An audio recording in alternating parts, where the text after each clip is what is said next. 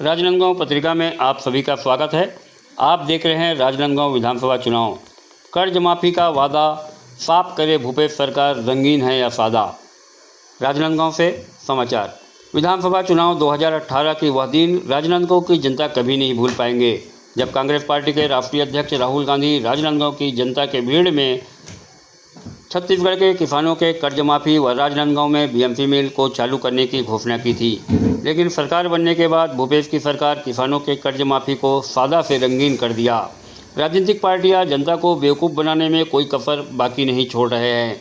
एक तरफ आम जनता को जहां मूलभूत आवश्यकताओं व मूलभूत सुविधाओं की ज़रूरत है, वहीं इन राजनीतिक पार्टियों के द्वारा मूलभूत सुविधाओं, आवश्यकताओं मतलब शिक्षा, स्वास्थ्य व रोजगार की बात करने के बजाय बेकार व लुभावनी बातों में उलझाए रखना चाहते हैं। सत्ता के लालच में स्वयं तो घोषणा करते हैं और पूरा भी नहीं करते, और तो और ज़मीनी तौर पर झूठ बोलने से भी चूक नहीं रहे हैं, जिसका बड़ा प्रमाण है कांग्रेस की सरकार, जो पिछले चुनाव में सादे तौर पर, साफ तौर पर व स्पष्ट घोषणा, जो स्पष्ट समझ में आने वाली एक लाइन में किसानों का कर्ज होगा माफ़ की घोषणा किए, जो सरकार में आते ही टाई फिस होकर रंगीन हो गया और किसानों के कर्ज माफ़ी की घोषणा में अमल के बजाय केवल जिला सहकारी केंद्रीय बैंक के नियमित किसानों को ही किसान समझा गया और उन्हें किसानों का कर्ज माफ़ हुआ।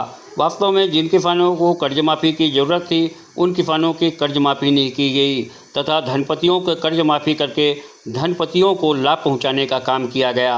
आमतौर पर लोग अपने अपने संबंध व ज़रूरत के हिसाब से उपलब्ध बैंकों से कर्ज ले रखे होते हैं, जहां जिला सहकारी केंद्रीय बैंक के अलावा भारतीय state bank, Allahabad bank, Punjab national bank, union bank जैसे और भी बैंक कार्यरत है, जहां लाखों किसान करोड़ों कर्ज ले रखे हैं। पिछले चुनाव में कर्ज माफ़ी घोषणा के बाद केवल जिला सहकारी केंद्रीय बैंक का कर्ज माफ़ी किया गया, और तो और जिला सहकारी केंद्रीय बैंक के डिफाल्टर किसानों के कर्ज माफ़ी पर सरकार मुंह मोड़ लिया और वे किसान पिछले 5 सालों से सरकार के मुंह ताकते रहे, लेकिन उन्हें कोई फ़ायदा नहीं हुआ। मतलब साफ है, जो ज़रूरतमंद है उन किसानों को कर्ज माफ़ी से दूर रखा गया और उनकी कर्ज माफ़ी नहीं हुई, और केवल धनी लोगों को लाभ पहुंचाने के दृष्टिकोण से रैंडम किसानों को ही कर्ज माफ़ी का लाभ दिया गया। इस तरह भूपेश सरकार सवालों के घेरे में दिखाई दे रहा है कि कर्ज माफ़ी का तरीका कौन सा होगा, साफ करे भूपेश की सरकार।